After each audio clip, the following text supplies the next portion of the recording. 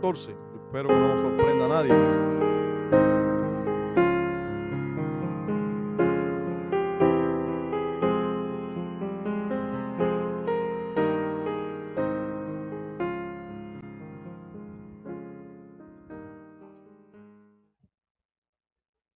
Y usted me va a disculpar hoy por leer todo el pasaje, pero creo que es un pasaje que es importante. O sea, a veces evito leer todo el pasaje para que no sea quizás tan, bueno, poco productivo por el hecho de que leyendo las porciones grandes de la predicación, leyéndola una y otra vez, pues pudiera no ser muy provechoso para la predicación en sí, pero esta porción de las Escrituras, este relato histórico, tiene una secuencia muy importante y debemos todos estar bien familiarizados con el texto antes de predicarlo. Así que les invito a leer puestos en pie si es posible. Si es posible, no es obligatorio ponerse en pie, no es que es irreverente si usted se queda, pero creo que va a ayudar a muchos, incluso a su cuerpo, que se ponga un momentico de pie. Pero también un poco de reverencia a las Escrituras, también leer la palabra puestos en pie. Entonces, leyendo Éxodo 14, voy a leer todo el capítulo. Dice así la palabra de Dios. Habló Jehová a Moisés diciendo: di a los hijos de Israel que den la vuelta y acampen delante de Pi-Hahirot o Airot, entre Migdol y el mar hacia Baal-Zephón. Delante de él acamparéis junto al mar. Porque Faraón dirá de los hijos de Israel: encerrados están en la tierra, el desierto los ha encerrado. Y yo endureceré el corazón de Faraón para que los siga, y seré glorificado en Faraón y en todo su ejército, y sabrán los egipcios que yo soy el Señor, que yo soy Jehová. Y ellos lo hicieron así. Y fue dado aviso al rey de Egipto que el pueblo huía. Y el corazón de Faraón y de sus siervos se volvió contra el pueblo y dijeron: ¿cómo hemos hecho esto de haber dejado ir a Israel para que no nos sirva? Y unció su carro y tomó consigo su pueblo y tomó 600 carros escogidos y todos los carros de Egipto y los capitanes sobre ellos. Y endureció Jehová el corazón de Faraón, rey de Egipto, y él siguió a los hijos de Israel. Pero los hijos de Israel habían salido con mano poderosa. Siguiéndolos, pues, los egipcios con toda la caballería y carros de Faraón, su gente de a caballo y todo su ejército, los alcanzaron acampados junto al mar, al lado de Pi-Hahirot, delante de Baal-Zephón. Y cuando Faraón se hubo acercado, los hijos de Israel alzaron sus ojos, y he aquí que los egipcios venían tras ellos, por lo que los hijos de Israel temieron en gran manera y clamaron al Señor, a Jehová, y dijeron a Moisés: ¿no había sepulcros en Egipto que nos has sacado para que muramos en el desierto? ¿Por qué has hecho así con nosotros, que nos has sacado de Egipto? ¿No es esto lo que te hablamos en Egipto, diciendo: déjanos servir a los egipcios, porque mejor nos fuera servir a los egipcios que morir nosotros en el desierto? Y Moisés dijo al pueblo: no temáis, estad firmes y ved la salvación que Jehová hará hoy con vosotros. Porque los egipcios que hoy habéis visto, nunca más para siempre los veréis. Jehová peleará por vosotros y vosotros estaréis tranquilos. Entonces Jehová dijo a Moisés: ¿por qué clamas a mí? di a los hijos de Israel que marchen, y alza tu vara y extiende tu mano sobre el mar y divídelo, y entren los hijos de Israel por en medio del mar en seco. Y he aquí yo endureceré el corazón de los egipcios para que los sigan, y yo me glorificaré en Faraón y en todo su ejército, en sus carros y en su caballería. Y sabrán los egipcios que yo soy Jehová cuando me glorifique en Faraón, en sus carros y en su gente de a caballo. Y el ángel de Dios que iba delante del campamento de Israel se apartó e iba en pos de ellos. Y asimismo la columna de nube que iba delante de ellos se apartó y se puso a sus espaldas. E iba entre el campamento de los egipcios y el campamento de Israel. Y era nube y tinieblas para aquellos, y alumbraba a Israel de noche. Y en toda aquella noche nunca se acercaron los unos a los otros. Y extendió Moisés su mano sobre el mar, e hizo Jehová que el mar se retirase por recio viento oriental toda aquella noche, y volvió el mar en seco, y las aguas quedaron divididas. Entonces los hijos de Israel entraron por en medio del mar en seco, teniendo las aguas como muros a su derecha y a su derecha y a su izquierda.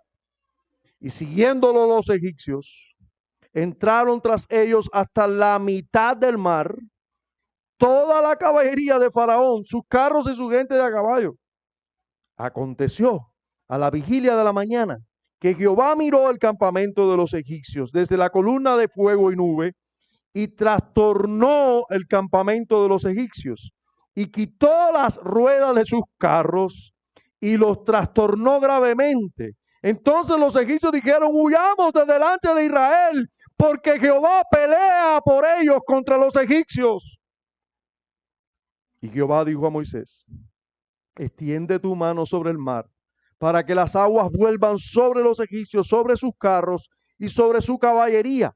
Entonces Moisés extendió su mano sobre el mar, y cuando amanecía, el mar se volvió en toda su fuerza, y los egipcios al huir se encontraban con el mar. Y Jehová derribó a los egipcios en medio del mar, y volvieron las aguas, y cubrieron los carros y la caballería, y todo el ejército de Faraón que había entrado tras ellos en el mar. No quedó de ellos ni uno. Y los hijos de Israel fueron por en medio del mar en seco, teniendo las aguas por muro a su derecha y a su izquierda. Así salvó Jehová aquel día a Israel de mano de los egipcios. E Israel vio a los egipcios muertos a la orilla del mar. Y vio Israel aquel grande hecho que Jehová ejecutó contra los egipcios, y el pueblo temió a Jehová, y creyeron a Jehová y a Moisés, su siervo. Oh bendito Dios, estos hechos portentosos son una muestra gloriosa y adelantada de tu mano poderosa y de la gran salvación que nos espera. Señor, concédenos mirar a tu palabra y escuchar tu voz. En Cristo te lo pedimos. Amén. Pueden sentarse. Hoy en día hay una inmensa distorsión de la verdad. Como por ejemplo, a los asesinatos hoy se les llama derecho de la mujer sobre su cuerpo.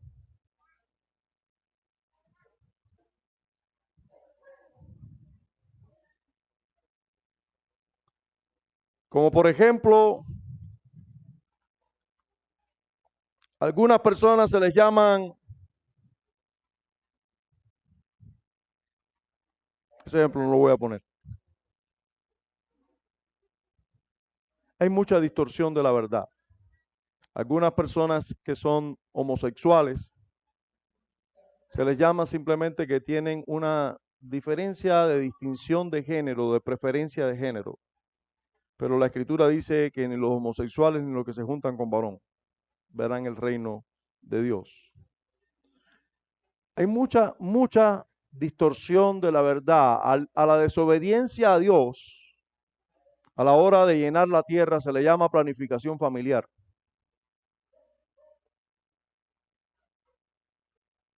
Pero es falta de fe y falta de obediencia a Dios. Cuando las madres deciden tener un hijo, o a lo sumo dos. Y digo las madres, pero también los padres tienen mucho que ver en ello. Pero, y si me pongo a hacer un listado, realmente no terminaría, no tendríamos días aquí viendo cómo la verdad es distorsionada en gran manera en nuestros días. Pero de las verdades más peligrosas que son distorsionadas son aquellas verdades que tienen que ver con Dios y con la salvación. Esas son toda distorsión de la verdad es peligrosa para nosotros. Toda distorsión de la verdad tiene consecuencias graves para el ser humano, sí, pero la distorsión de la verdad en relación a la persona de Dios y en relación a la salvación es una distorsión que tiene consecuencias eternas, no solo temporales, sino eternas. Hay distorsiones muy graves en relación al carácter, a la persona de Dios. Hay muchos que consideran que Dios es un ser bueno y que solo sabe dar amor. La frase que te perdone Dios, yo no te perdono, es una muestra clara de lo que cree la mayoría de las personas. Ahí está Dios, Él es un ser perdonador. Él solo perdona y perdona y perdona y perdona. Él es amor, amor y amor, dicen muchos en el mundo evangélico hoy.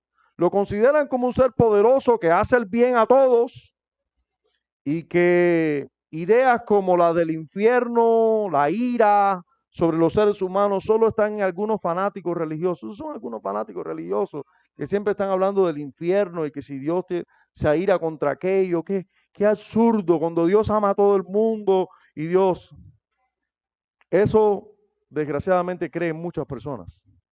La historia que tenemos delante, hermanos y amigos que nos visitan, la historia que tenemos delante es verdad.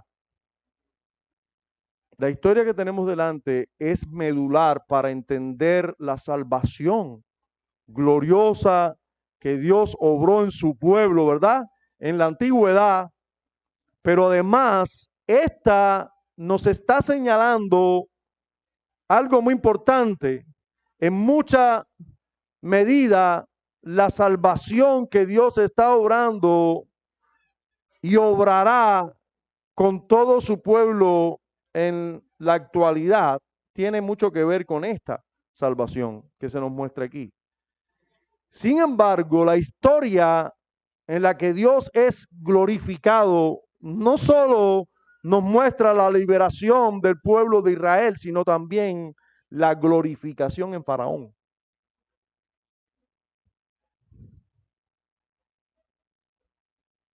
En los egipcios, Dios es glorificado. En los enemigos del pueblo de Israel, Dios es glorificado. ¿Puede Dios glorificarse en la condenación y juicio sobre los seres humanos?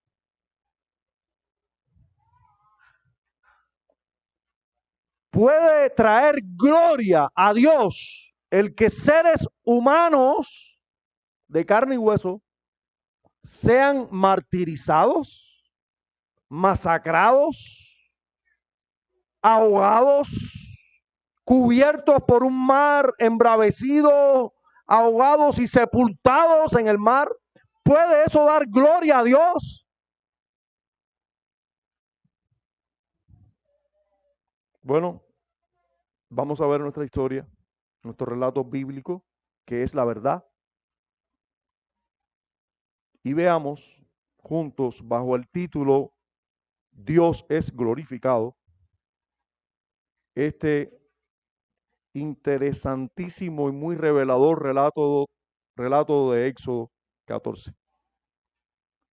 Primero, veamos cómo se anuncia la glorificación de Dios. Dios anuncia que Él va a ser glorificado. Él anuncia que su nombre va a ser exaltado y glorificado y revelado, adorado, puesto en alto con esto, con lo que va a suceder. Él dice, mi nombre va a ser glorificado. Voy a ser glorificado en esto. Y vamos a ver, porque Él lo anuncia de esta manera. Versículo 1, capítulo 14, versículo 1. Habló Jehová a Moisés diciendo, di a los hijos de Israel que den la vuelta y acampen delante de Pit Airot, entre Migdol y el mar hacia Baal Zephón, delante de él acamparéis junto al mar. Entonces lo primero que encontramos allí es, como le decía, el anuncio de esa glorificación de Dios, de la glorificación divina, de la glorificación de Dios. Y fíjense que Él anuncia esto por medio de su palabra. Y es muy revelador que sea por medio de lo que Él dice, que se anuncia la glorificación, porque es que hoy por hoy también es por medio de su palabra que nosotros podemos entender cuándo Dios es glorificado por algo. Él anuncia que va a ser glorificado. Él le dice a Moisés, Él le habla a Moisés y le dice, arriba haz esto. Y después le va a decir, porque yo voy a ser glorificado con esto. Le dice, le da una orden a Moisés. Y la orden, una vez más, es una orden un poco rara, porque por medio de Moisés, que por cierto es el mediador entre Dios y el pueblo, ¿verdad? Por medio de Moisés, Dios habla y dice que va a ser glorificado. Y miren la orden que da. Él dice, den la vuelta. No sé si se dan cuenta, pero esto es lo que dice la escritura, den la vuelta. Y den la vuelta casi siempre es virar para atrás. Ellos iban en una dirección saliendo de Egipto y Dios les dice, no, den la vuelta. Y ahora van a hacer algo. Van a irse a un lugar donde en ese lugar ustedes van a encontrarse acampados frente al mar. Y yo les prometí, y como buen ser humano prometo y no cumplo, el domingo pasado que hoy íbamos a tener un mapa. Y algunos se acordaron ya que íbamos a tener un mapa y no tienen el mapa. Bueno, desgraciadamente después me di cuenta que no pude traerles mapa. ¿Por qué no puedo traerles el mapa? Porque no hay consenso en ningún lugar. O sea, no te encuentras una gente que diga, aquí fue el cruce del Mar Rojo.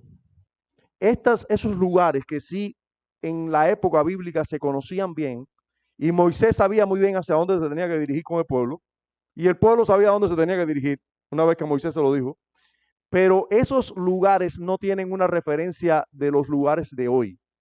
Entonces, no hay consenso, ningún comentarista, ningún arqueólogo incluso, bueno, puede ser que en la arqueología moderna puede ser que te encuentres algo, pero al menos en internet no encontré ese artículo que pudiera ser una buena defensa de que Aguirot y el cruce a Saal, ¿cómo es? Baal Zephón, sea un lugar que corresponde a un lugar geográfico hoy. Bueno, hay teorías que fue por lo que se cree hoy el cruce, el estrecho de Suez, y bueno, por ahí hay teorías, pero no hay nada concreto. Hay algún que otro artículo que dicen incluso que han aparecido objetos en el mar Rojo, etcétera, y los objetos aparecieron en tal lugar, pero que haya aparecido un objeto hoy en tal lugar del Mar Rojo no quiere decir que haya sido por ahí, porque el mar es el mar. Entonces, no necesariamente. Entonces, no hay un lugar geográfico. Yo no puedo decirle a ustedes, por aquí pasó Israel, porque hermanos, no se sabe cuál fue el lugar por donde pasó. Lo que sí se sabe es que pasó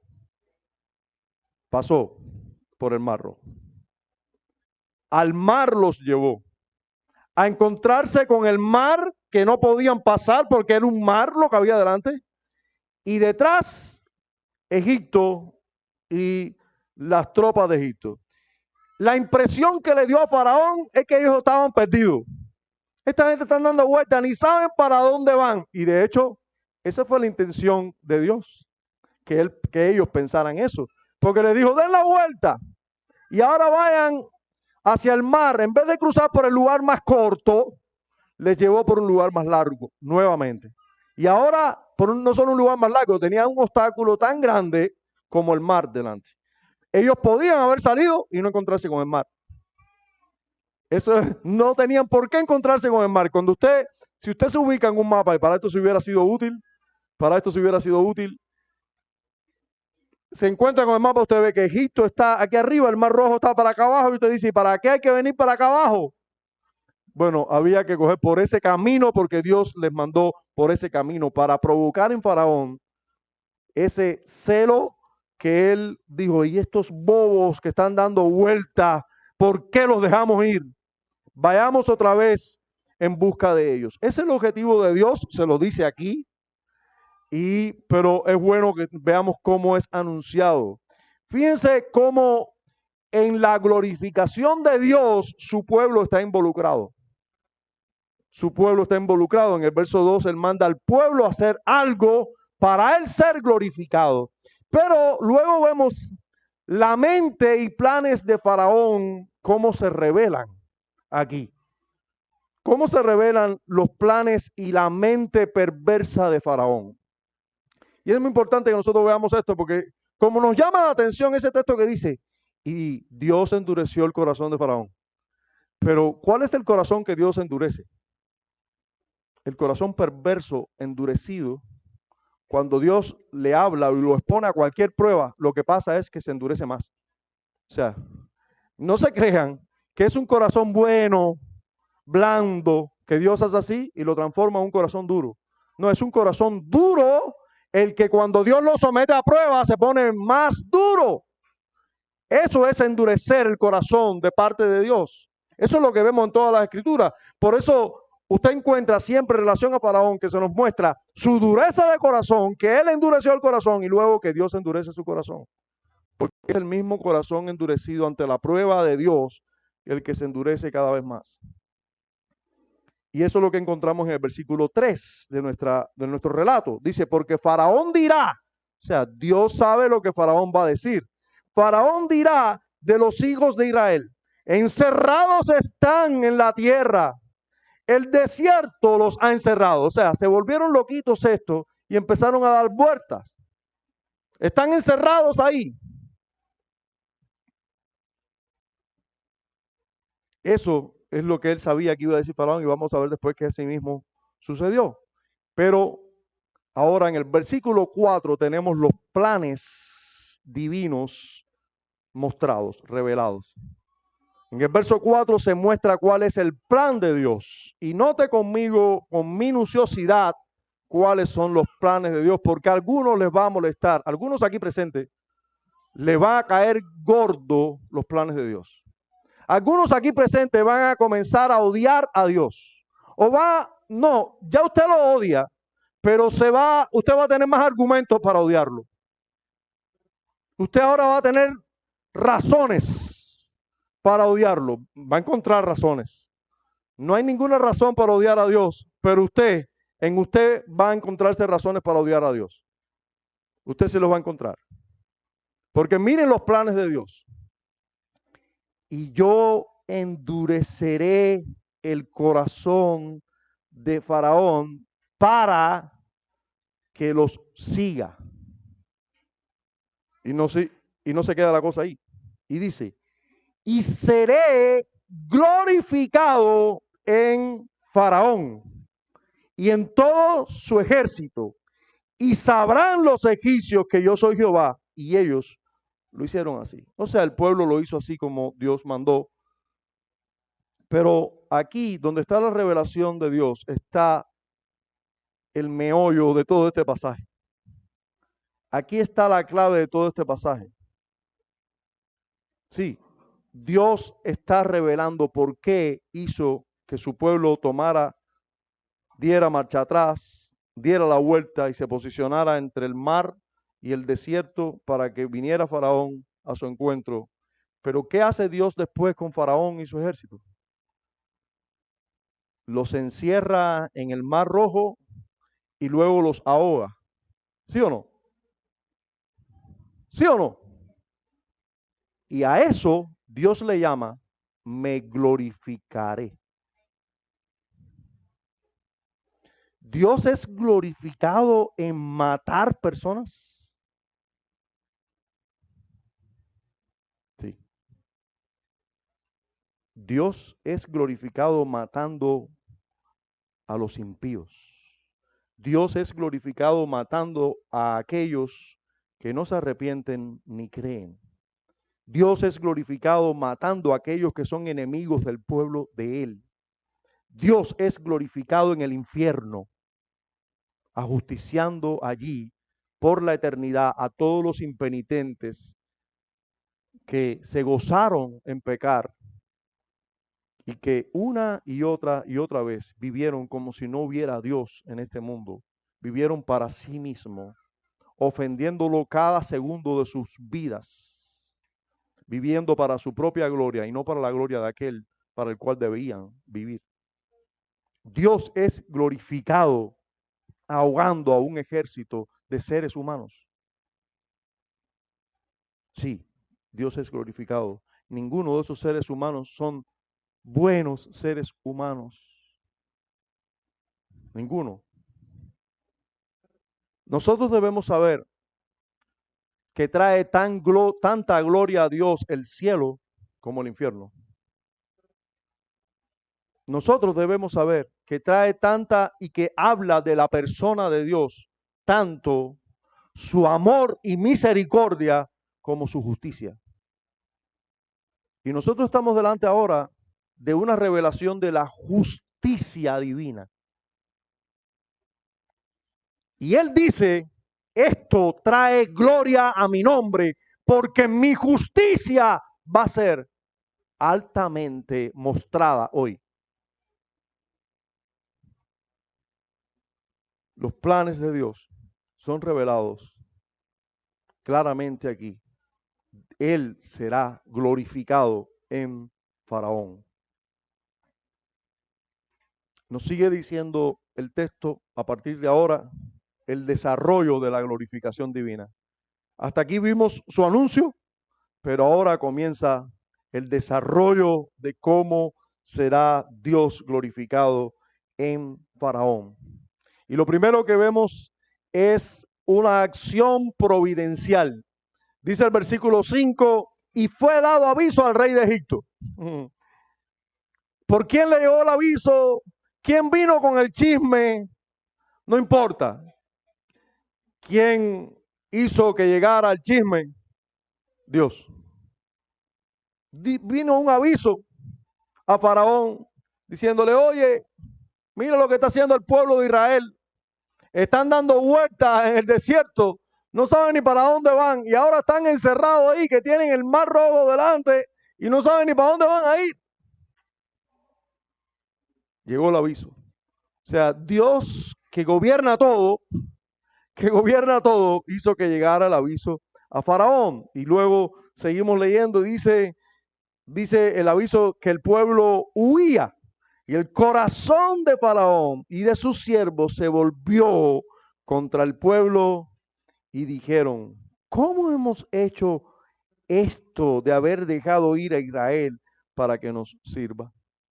Hermanos, aquí tenemos claramente las acciones tomadas por el corazón de Faraón y sus siervos. Hasta el verso 9 encontramos eso. Hasta el verso 9 encontramos eso. Pero todo eso salió del corazón de Faraón y de sus siervos. Dijeron, oye, pero qué cosa más grande. ¿Cuántas plagas habían visto ya Faraón? 10 plagas. Vez tras vez se le anunciaba la plaga. ¿De parte de quién? De Dios. La última plaga que vio fue la muerte de su propio hijo y de todos los primogénitos en Egipto. Pero aún así no basta. Ahora ve y dice, ¿y quién nos mandó a nosotros dejar ir a Israel? Él y sus siervos eran idénticos. Nos vamos para allá otra vez. Nadie pudo decir, oye, ¿y las plagas? Dios es Dios. No, no, no. Él, de su propio corazón, todavía no estamos hablando aquí de endurecimiento ninguno. Por el momento no. Se nos va a decir luego que Dios endureció. Pero miren aquí cómo piensa Faraón. Se dispone su corazón a hacerle mal al pueblo de Israel.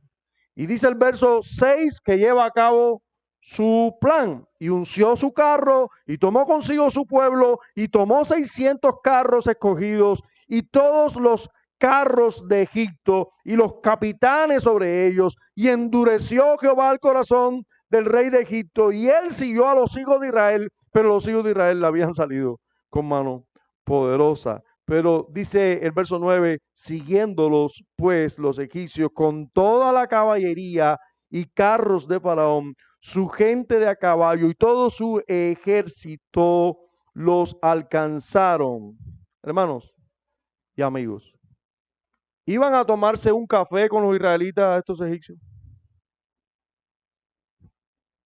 ¿Iban a sumarse a los israelitas para adorar al único Dios verdadero? No, los carros, los caballos, los ejércitos son para matar. Ellos iban a hacer una masacre del pueblo de Israel.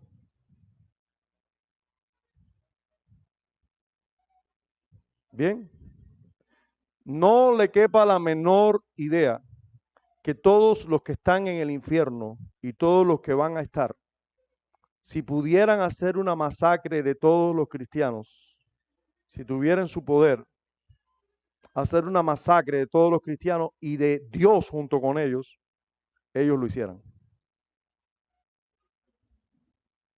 A Dios no lo pueden matar, pero a los cristianos sí los pueden matar, lo han hecho y lo van a seguir haciendo. Si ellos pueden hacer una masacre de ellos, lo van a seguir haciendo. Todos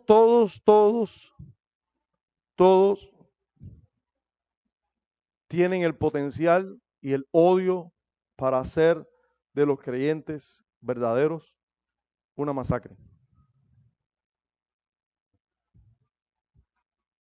Dios es glorificado en hacer juicio de esas personas. Sí, nuestro Dios es justo. Nuestro Dios es justo. Miren las acciones tomadas por Israel, por Faraón. Miren las acciones. Si no llevó a cabo sus planes, fue por lo que termina diciendo el versículo 8. Pero los hijos de Israel habían salido con mano poderosa. Yo quiero comenzar ya a aplicar esto a la vida tuya y mía, porque esta historia tiene que ver contigo y conmigo. Esta historia no solo tiene que ver con Israel, el pueblo de Israel. Padre, queremos darte gracias por este día y porque siempre nos escuchas. Señor, ten misericordia de esa niña, glorifícate en ella si tiene cualquier dolor, si cualquier cosa externa la está afligiendo. Señor, que tu gracia la asista. Bendícela, Señor. También dale sabiduría a sus padres. Señor, ten de ella misericordia. En Cristo Jesús te lo pedimos. Entonces, tenemos aquí que Dios había sacado a Israel con mano fuerte y por eso y solamente por eso, no habían sido atrapados los israelitas. El libertador era más fuerte que todo el ejército que venía detrás de ellos. Y con nosotros, de la misma manera, hermanos. Ustedes saben por qué alguien puede levantarse entre nosotros y decir, yo llevo 30 años de Cristo haberme salvado y aquí estoy. Por la misericordia de Dios. Hermano, por la misericordia de Dios hay una persona que puede testificar que hace 30 años fue salvado Y ni el diablo lo ha matado, ni ninguna persona lo ha desintegrado. Pero esta persona ya es alguien que Dios favorece, que el diablo quisiera exterminar y no lo ha podido hacer. Ni ha caído en pecados escandalosos y se ha apartado y se ha ido sin fe, porque Dios lo ha preservado, pero tampoco ha perdido su vida íntegra, porque Dios lo ha guardado. Porque si Satanás pudiera, hermano, nos hiciera añico a todos nosotros. No entiendo la teología de muchos por ahí que ven a Satanás en todo lugar y que si tropiezan es Satanás, y si se acabó el pan de la bodega fue Satanás, y si no sé qué cosa fue Satanás, todo es Satanás. Esas personas no sé cómo es que viven, cómo es que pueden salir a la calle cuando Satanás le puede hacer deshacer su vida en cualquier momento. Hermano, nosotros estamos aquí en pie porque es Dios quien gobierna cielo y tierra. Es Dios, no es Satanás. Es Dios, y es Dios quien nos sostiene día a día. Israel no cayó en manos de Egipto con todo su poderío militar, porque con mano poderosa Dios los había sacado de allí. Es Dios quien los guardaba. Y nosotros vamos a ver esto más adelante explicado también. El versículo 9 dice que los egipcios siguieron, pero vamos a ver juntos ahora la actitud de los hijos de Israel en medio de la glorificación de Dios. Dios está siendo glorificado. Dios planeó y se lo dijo a Moisés que iba a ser glorificado, pero vamos a ver el pueblo en medio de este percance cómo actúa. Y a veces, desgraciadamente, eso tiene que ver con nosotros también. Desgraciadamente, tiene que ver con nosotros. Dice el versículo 9 al final que ellos llegaron junto al mar, al lado de Pi-Hahirot, delante de Baal-Zephón. Allí mismo estaba el pueblo de Israel. Dice, cuando Faraón se hubo acercado, verso 10, los hijos de Israel alzaron sus ojos y aquí que los egipcios venían tras ellos. Por lo que los hijos de Israel, ¿qué pasó? Temieron en gran manera y clamaron a Jehová. Ahí donde nosotros nos preguntamos, ven acá, pero estas personas no vieron las 10 plagas, no fueron testigos de las 10 plagas, no fueron testigos incluso de esa última plaga donde Dios mató a los primogénitos de Egipto. ¿No vieron también que Dios les dijo, mire, ustedes le van a pedir a sus vecinos oro y plata y se lo van a dar? No despojaron, no venían ya llenos de oro, así palpable en sus manos, porque los de egipcios así, una cosa muy rara, les dieron todas las cosas como Dios se lo había dicho. ¿Cuántas pruebas necesitaba el pueblo de Israel para creer en todo momento en Dios? ¿Cuántas hacen falta? Bueno, nosotros no nos podemos levantar en contra del pueblo de Israel porque es que nosotros somos iguales. Dios una y otra vez nos sostiene, nos cuida, nos prueba que Él es fiel, que Él está con nosotros. Y cuando llega la siguiente pruebecita chiquitica, ahí empezamos a temer. Empieza a dolernos la garganta, ya pensamos que es cáncer de garganta. Nos duele un hueso y no será cáncer en los huesos. Y siempre pensamos lo peor, vemos el futuro como si no estuviéramos en manos de Dios. Y cualquier cosa que nos pase nos agobia, nos atormenta. Ahí está el pueblo de Israel atormentado, temeroso, clamando a Dios, ay Dios mío, líbranos, Señor. Clamando con mucho temor. Bueno, está bien que clame, pero ¿y el temor? ¿Por qué? Pero no fue solo eso. Miren qué había en su corazón, lo sabemos por sus palabras. Y dijeron a Moisés, no había sepulcros en Egipto que nos ha sacado para que muramos en el desierto. ¿Por qué has hecho así con nosotros que nos has sacado de Egipto? Seguro Moisés le puso un puñal en el cuello a todos para salir, ¿verdad? Ahora resulta que es Moisés el culpable. A veces nosotros estamos delante de una prueba y a esa hora decimos, Señor, ¿por qué soy cristiano?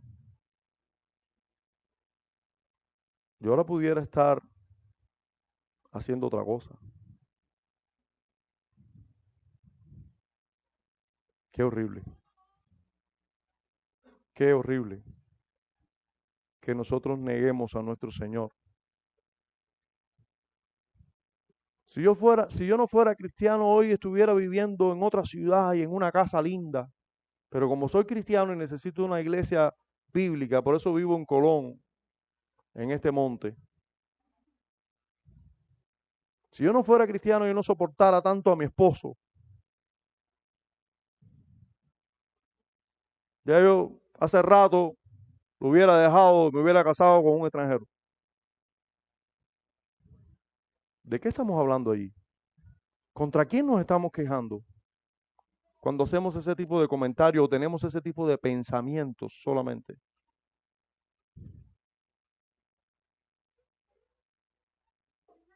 Estamos realmente murmurando contra nuestro mediador, contra nuestro Salvador, cuando tenemos todo tipo de queja, cuando pensamos que en alguna medida nuestro pasado era mejor que nuestro presente en Cristo, que nuestro pasado de esclavitud era mejor que nuestro presente de libertad. Cuando tenemos cualquier pensamiento pecaminoso y vemos deleite en el pecado, estamos murmurando en contra de nuestro Señor, el Señor que nos liberó de la esclavitud. Miren ese tipo de comentarios y horrorícense, porque a veces nosotros tenemos comentarios iguales en nuestra mente, quizás en nuestra boca. ¿Por qué has hecho así con nosotros que nos has sacado de Egipto? ¿No es esto lo que te hablamos en Egipto diciendo, déjanos servir a los egipcios? Porque mejor no fuera servir a los egipcios que morir nosotros en el desierto.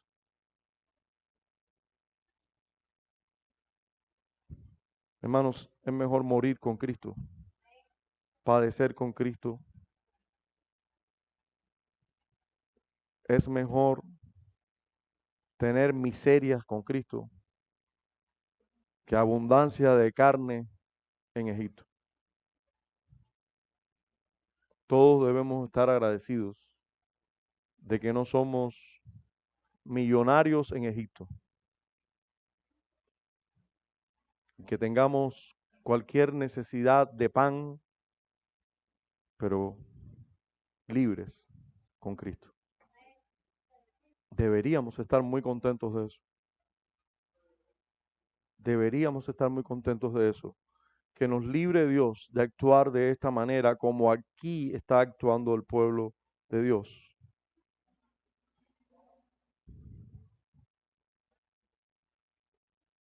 A partir del verso 13 tenemos la respuesta del mediador. ¿Qué respuesta? ¿Qué respuesta? ¿Qué paciencia? Después vamos a encontrar la paciencia de este mediador un poco agotada. Vamos a ver la humanidad de Moisés aquí en otros pasajes, pero aquí vemos, hermanos, una respuesta digna de un mediador. Excelente. Moisés dijo al pueblo, no temáis. Estad firmes y ved la salvación que Jehová hará hoy con vosotros. Hermanos, el mismo día de la prueba es un día de liberación, de mostrar la gloria de Dios. La tentación no es buena para nadie. Un día de prueba no es algo de lo cual ninguno se goza. Pero hermanos, si nosotros simplemente estamos firmes en Dios, esperamos en Dios, confiamos en Él, vamos a ver la salvación que Él, ese mismo día, va a hacer contigo. Ese mismo día. Qué respuesta tan oportuna para todos los tiempos, a todos los que están caminando rumbo a Canaán. Esta respuesta les sirve para siempre. Ante toda prueba, ante toda tentación, ante toda aflicción, nosotros podemos escuchar: no temáis, estad firmes y ved. Solo tenemos que estar firmes y mirar la salvación que Jehová hará hoy con nosotros. Y miren cómo habla de sus enemigos, porque los enemigos que hoy ves, los egipcios que hoy ves, nunca más para siempre los veréis. Siempre Jehová peleará por vosotros y vosotros estaréis tranquilos. Siempre. Hermanos, ese es el evangelio. Aquí no hay nadie que sea un salvaje. Aquí el salvaje es Dios. Nosotros estamos tranquilos y Dios va a pelear por nosotros.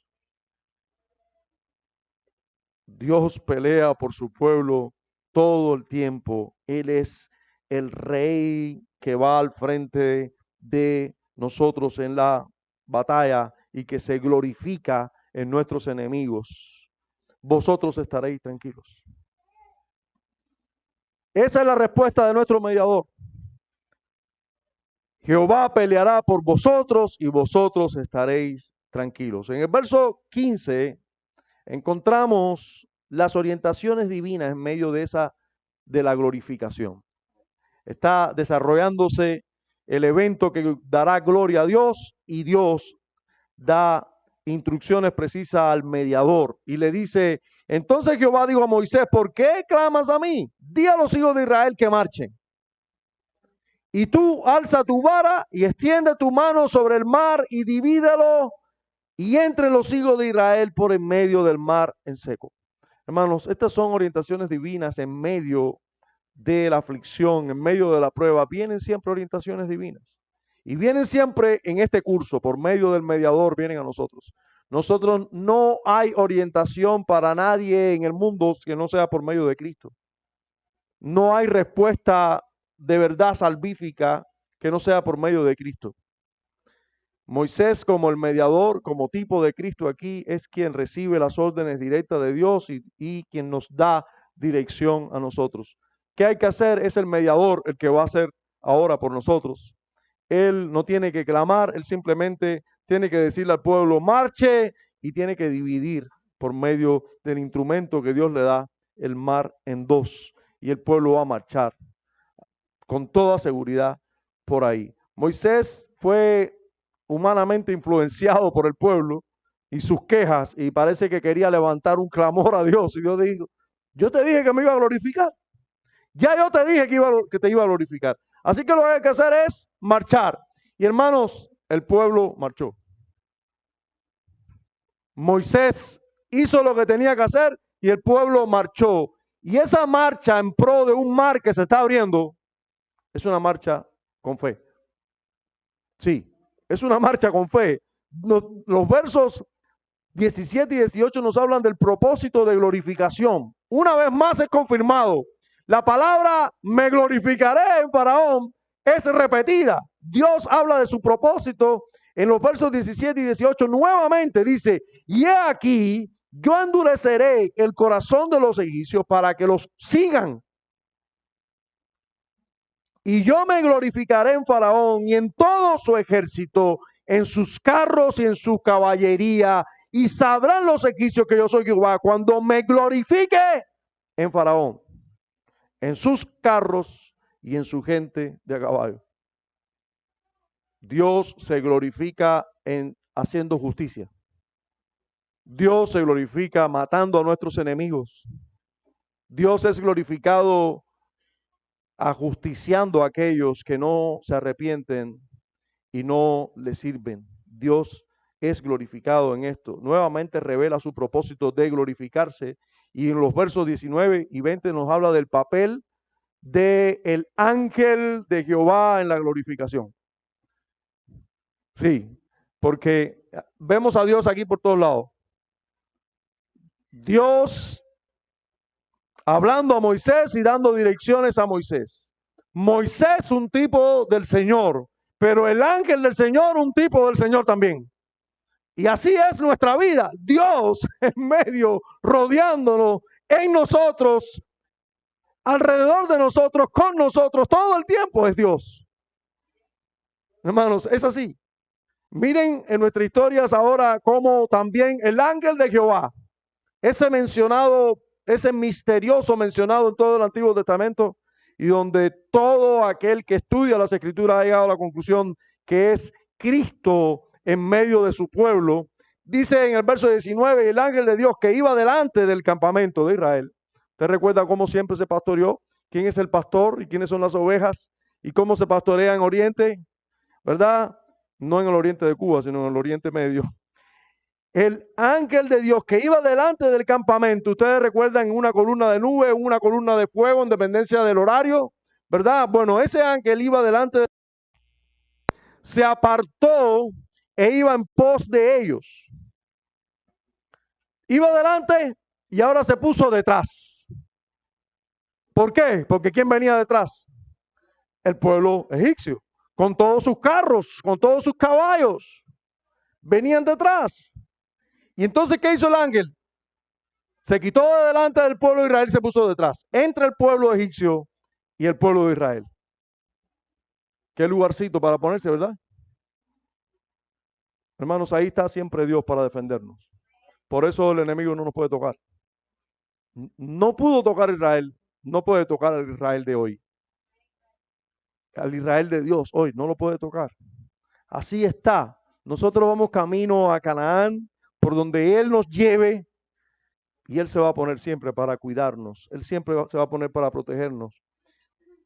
Dice la Escritura que asimismo la columna de nube que iba delante de ellos se apartó y se puso a sus espaldas, e iba entre el campamento de los egipcios y el campamento de Israel, y era nube y tinieblas para aquellos, y alumbraba a Israel de noche, y en toda aquella noche nunca se acercaron los unos a los otros.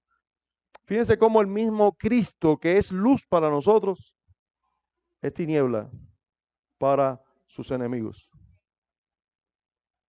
Es tiniebla para sus enemigos. Así era el ángel, así es Cristo hoy para todos nosotros. Así mismo es para todos nosotros. Qué cosa tan horrible cuando miraban allí a esa columna. Les traía oscuridad.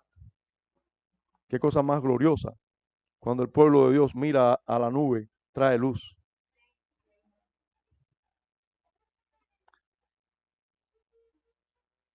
El mar es abierto y el pueblo de Israel marcha ahora por la fe. Verso 21. Y extendió Moisés su mano sobre el mar e hizo Jehová que el mar se retirase por recio viento oriental toda aquella noche. Y volvió el mar en seco y las aguas quedaron divididas. El salmo que leíamos al comienzo dice que Dios se abrió paso en el mar y sus huellas no se vieron. Si Asaf está haciendo memoria de este evento, aparte del mar, estaba Dios caminando por allí.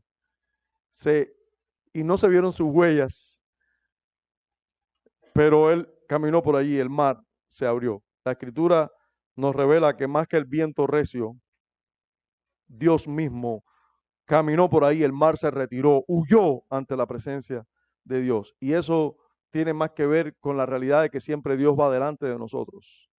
Ahora, miren cómo Israel entra al mar, marchando por la orden de Moisés, marcha rumbo al mar. Usted se puede poner en lugar del pueblo de Israel y ver que el mar se abre, pero están las columnas aquí de agua, a la derecha y a la izquierda, y entrar por ahí. Bueno, solo por fe se entra ahí, o por odio, como entraron los egipcios. Pero los que entraron por fe fueron los israelitas. Los egipcios entraron por el mismo lugar, pero no por el mismo propósito, no con el mismo incentivo, no por una orden divina, sino porque querían matar. La Escritura nos dice en Hebreos 11:29, por fe pasaron el Mar Rojo, como por tierra seca, e intentando los egipcios hacer lo mismo, no les pasó nada bueno. Así que ellos entraron ahí obedeciendo a la voz de Moisés y al mandato divino. Pero tenemos que seguir leyendo y ver lo hecho por los egipcios en la glorificación de Dios. ¿Qué hicieron los egipcios? Dice el versículo 23, y siguiendo los egipcios entraron tras ellos hasta la mitad del mar, toda la caballería de Faraón, sus carros y su gente de a caballo. Hermanos, entraron con todo para hacer daño. Entraron con todo para hacer daño. No entraron por fe. Entraron porque era más grande el odio que el sentido común. Y eso es lo que pasa cuando alguien es gobernado por sus pasiones, que no piensan. Porque bastaba pensar solamente, ¿quién abrió el mar? ¿Quién abrió el mar? Dios. Ellos están pasando, pero debemos pasar nosotros, porque el mismo que lo abrió lo puede cerrar. Pero cuando las pasiones pecaminosas gobiernan un corazón, hermano, no se piensa. Por eso hay hombres que dejan a su esposa y sus hijos y después se quieren matar. Porque por una noche de pasión echan a perder toda su vida. No se piensa. Se actúa simplemente por emociones. Y esto es todo un ejército actuando por lo que los movía. La pasión. Y la pasión era horrible. Era de venganza. Era de matar mujeres, hombres, niños. Acabar con el pueblo de Israel. Eso los movió a entrar. Pero, ¿qué hizo Dios para ser glorificado? Versos 24 hasta el 26. Aconteció a la vigilia de la mañana. Ahora, note usted, porque por ahí va a encontrar muchos relatos, sobre todo hoy que hay muchos videos en YouTube y demás, de el pueblo de Israel cruzando el mar. Por donde quiera que lo haya pasado, estamos hablando de una trayectoria. Porque estamos hablando de cerca de 2 millones de personas. O sea, estamos hablando de todas las personas que viven en Ciudad de La Habana, para que usted entienda, con todos sus municipios. 2 millones de personas caminando por, no sabemos de qué ancho fue la apertura, pero ponle que hayan sido de 10 en 10, vaya, de 10 en 10. Usted sabe, puede calcular el tamaño de esa fila. Y eran niños, animales, personas mayores y muchas pertenencias para atravesar. Ya se ha estudiado incluso hasta la velocidad en la que podía andar esa caravana, a qué velocidad podía marchar. Y se ha calculado cualquier grosor, cualquier lugar que haya pasado que hayan pasado del Mar Rojo, cualquier lugar, estrecho o ancho, cualquiera, el menor de ellos, por el lugar más estrecho, debían estar muchas horas pasando. Incluso dicen que todos más de 12 horas. Así que estuvieron toda la noche y probablemente el día siguiente también. Y lo interesante es que la escritura no nos dice que ya fue al amanecer cuando llegaron al otro lado. No, al amanecer fue ajusticiado. Al amanecer fue Dios glorificado en Faraón, pero no dice que al amanecer llegaron. Así que probablemente del día anterior, del día siguiente estuvieron caminando buen rato por el mar en seco. Hermanos, pero al amanecer de ese día, después de haber estado toda la noche adentrándose en el mar, cuando estaban dentro del mar probablemente a la mitad, dice la escritura en el verso 24, aconteció a la vigilia de la mañana que Jehová miró el campamento de los egipcios desde la columna de fuego y nube y trastornó el campamento de los egipcios y quitó la rueda de sus carros y los trastornó gravemente. Entonces los egipcios dijeron, huyamos de delante de Israel, porque Jehová pelea por ellos contra los egipcios. Y Jehová dijo a Moisés, extiende tu mano sobre el mar para que las aguas vuelvan sobre los egipcios, sobre sus carros y sobre su caballería. ¿Quién será el que se sentará en el trono en el último día? El Señor Jesucristo. ¿Quién ejecutó la sentencia aquí contra los malvados? El mediador. Cualquier coincidencia.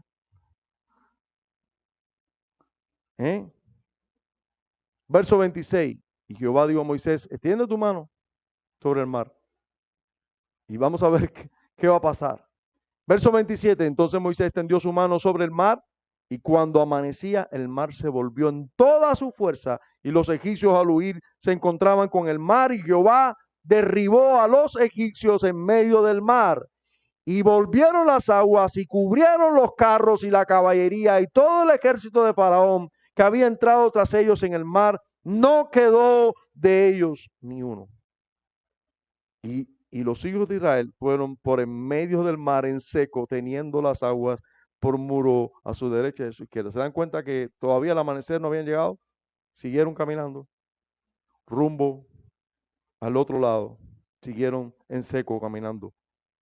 Hermanos, así Dios es glorificado en sus enemigos.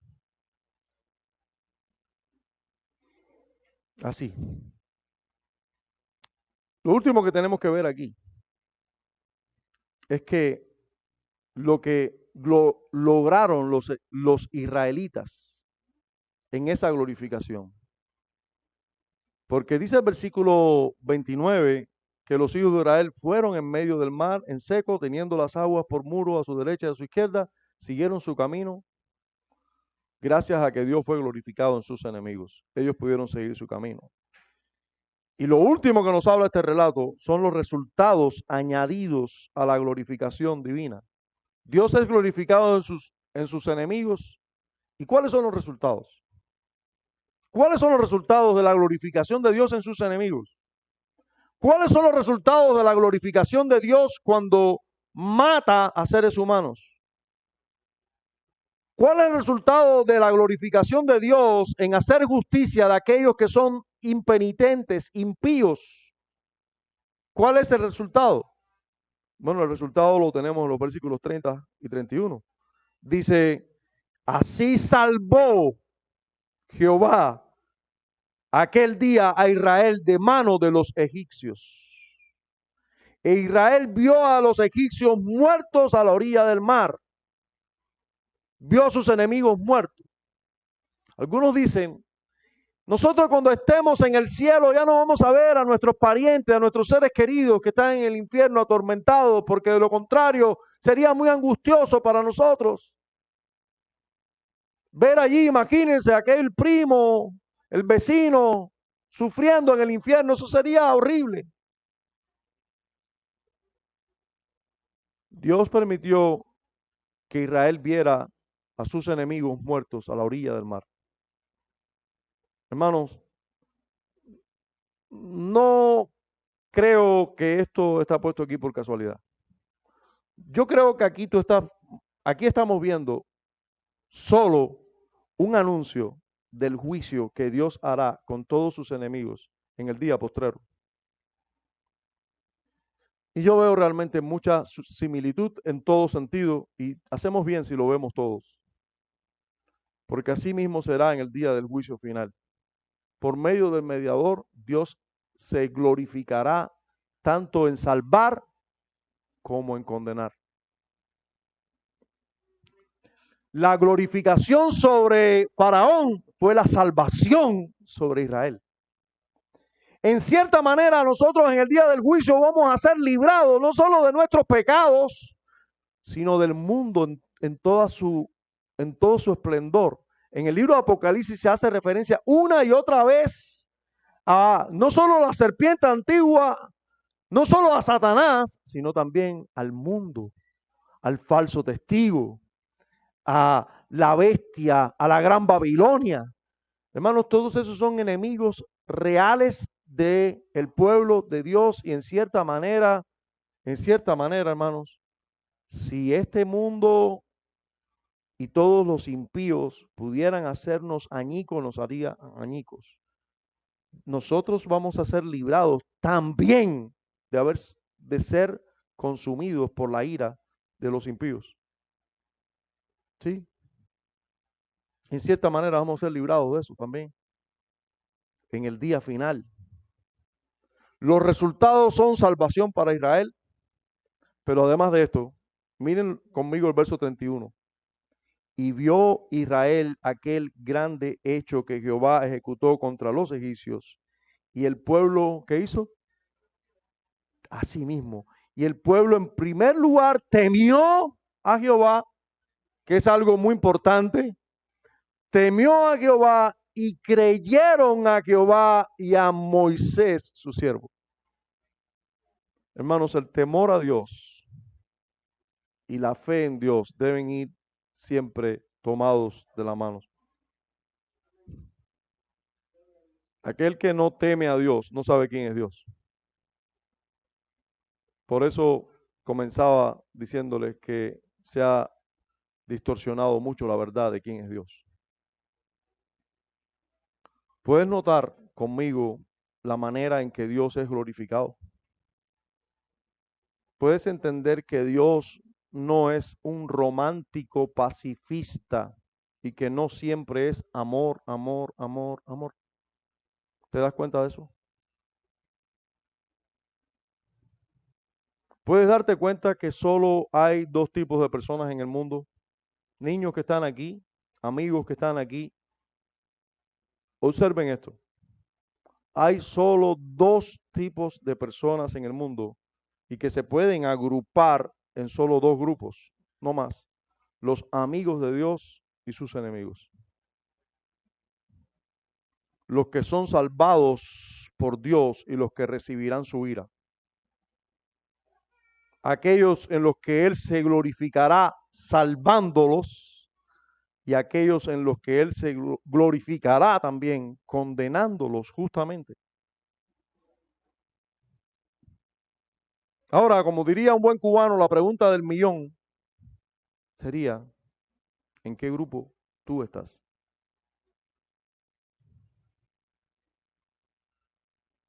¿En qué grupo tú estás?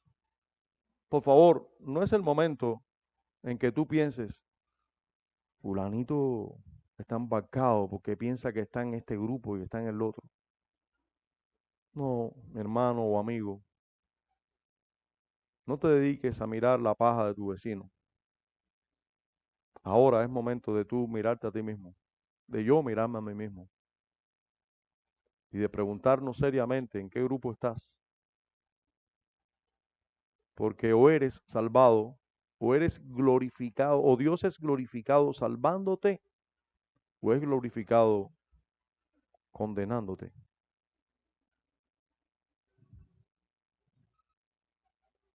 Deberíamos analizar en qué grupo estamos. Y mis hermanos amados, miremos con temor las murmuraciones del pueblo de Israel. Realmente debemos mirar con mucho temor esas murmuraciones. Miremos cómo quedan archivadas todas esas murmuraciones. Son señaladas. Dios se escandaliza de ellas, aunque trate con ellas con paciencia y con misericordia. Pero aquí yo veo el escándalo de Dios.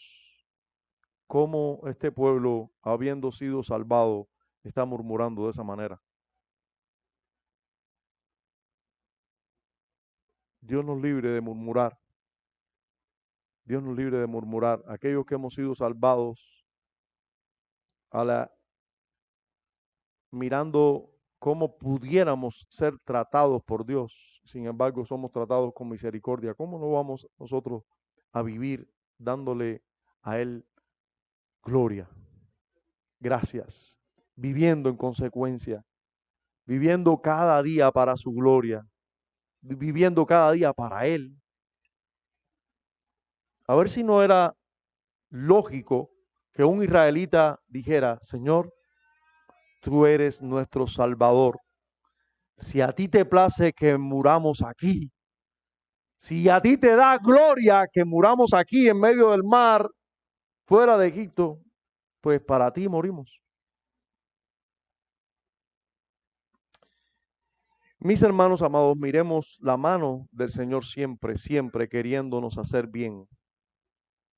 La mano del Señor siempre nos quiere hacer bien, aunque nos diga, den la vuelta y pósense ahí en un lugar donde hay mar para acá, desierto para acá, y pueden venir encantados de la vida el ejército a hacernos mal. Miremos sus caminos, que son más altos que nuestros caminos. Sí, los caminos de los hombres es, no, yo me voy para tal lugar porque ahí voy a prosperar, voy a hacer aquí, voy a hacer aquello, y hacen cálculos matemáticos, ahí mi vida me va a ir mejor, porque el objetivo de la vida es vivir bien, porque el objetivo de la vida es estar en un lugar donde yo tenga de todo. Hermanos, esos no son los caminos de Dios. Esos son los caminos del mundo. El hombre piensa así. Yo tengo que pensar en mis hijos, en darle un mejor futuro a mis hijos. Ah, yo pensé que tus hijos eran para Dios.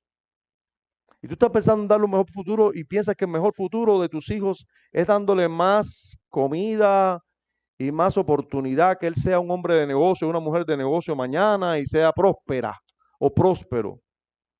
Yo pensé que tus hijos eran de Dios. Y, y yo pensé que tus hijos deberías criarlos para Él y enseñarles que ellos deben vivir para Él. Aunque el día de mañana no sean prósperos ni tengan más dinero que nosotros, pero que logren encontrar aquel propósito para el cual Dios los puso en este mundo. Y vivan para glorificar a Dios y servir a los demás. Eso es lo que debemos enseñarle a nuestros hijos. Ellos están aquí para Dios. Deben buscar y encontrar en qué pueden glorificar más a Dios y en qué pueden servir más a su prójimo. Y si ese servicio les da más dinero, felicidades. Si les da menos dinero, felicidades también. Porque la verdadera felicidad está en glorificar a Dios, vivir para Dios.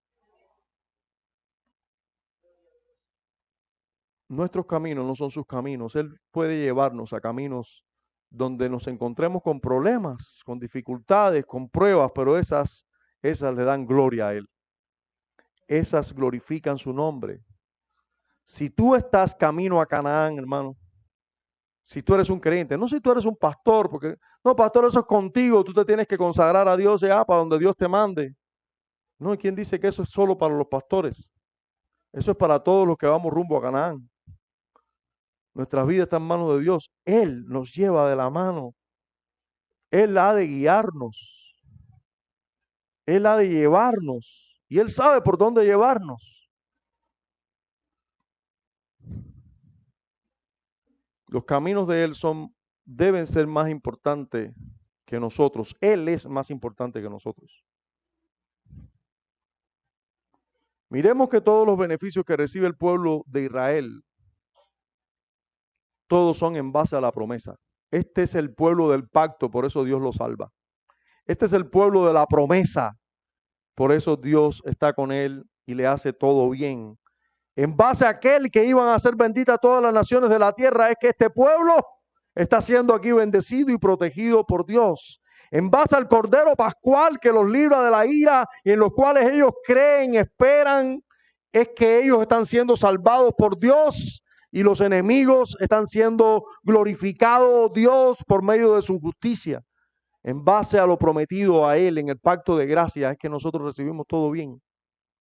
Hermano, no es por nosotros, porque nosotros somos más lindos y que ahora agarramos a Dios por el narigón porque tenemos fe. No, es gracias a Cristo que Dios nos hace cualquier bien. Miremos cómo Él está siempre con nosotros sacándonos de Egipto, hermanos. Todo lo que Dios está haciendo es para sacarnos de Egipto. Sí, Él nos lleva al lugar de la espera y de la desesperación para matar a nuestros enemigos. Él nos quiere sacar de Egipto. Quiere matar a todos nuestros enemigos y por eso nos lleva a distintas pruebas y aflicciones.